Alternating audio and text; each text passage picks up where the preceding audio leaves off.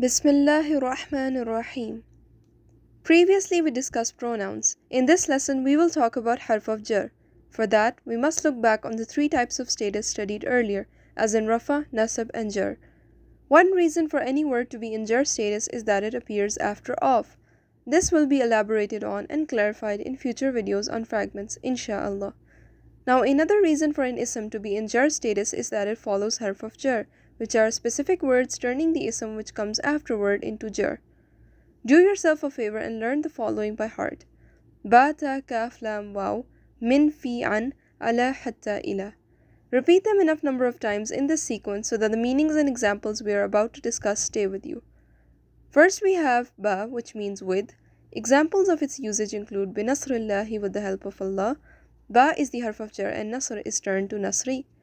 Another good example is Bismillahi, with the name of Allah. Here again, ba is the harf of jar and ism becomes ismi. Recall how kasra, which makes ending sound e, signifies jar status. We are already aware about the barakah of reciting Bismillah before any task, so next time keep the grammar in mind as you take a step further along this journey.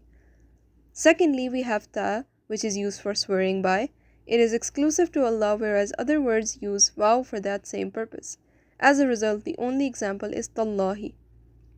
Then we have kaf, which translates to like. It is used for comparison. Examples are ka asfin ma'kul.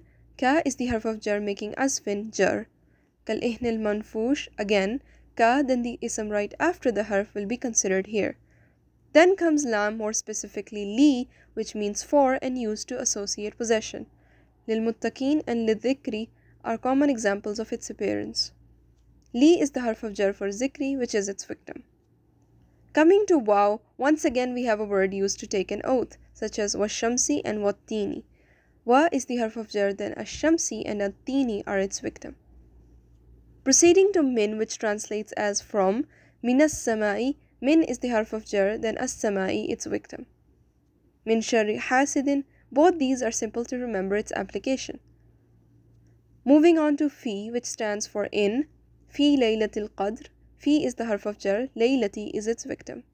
Fi sudurin nas can also be easily recalled. Jumping to an, which means about or away from. It shows up in an zikrillahi, where an is the harf of jar and therefore zikr turns to zikri. Then comes example of anil fahsha'i. Reaching ala, which means on, upon or against. This harf appears often like in alal alameen and ala sam'ihim. After that we have hatta, meaning until. It occurs in hatta heen and hatta matla il fajr. Hatta is harf of jar and matla it impacts to become matla'i. Finally we arrive at ila, meaning to or towards. It is found in ila al-ardi as well as ila dhikrillahi. Zikr is the victim of harf of jar a third time, but through ila in this case. And with that we conclude today's portion. Just a little memorization and some practice, this shall be child's play in no time. If you have any questions or feedback, feel free to email us and we'll try our best to respond. Until next time, Assalamu alaikum.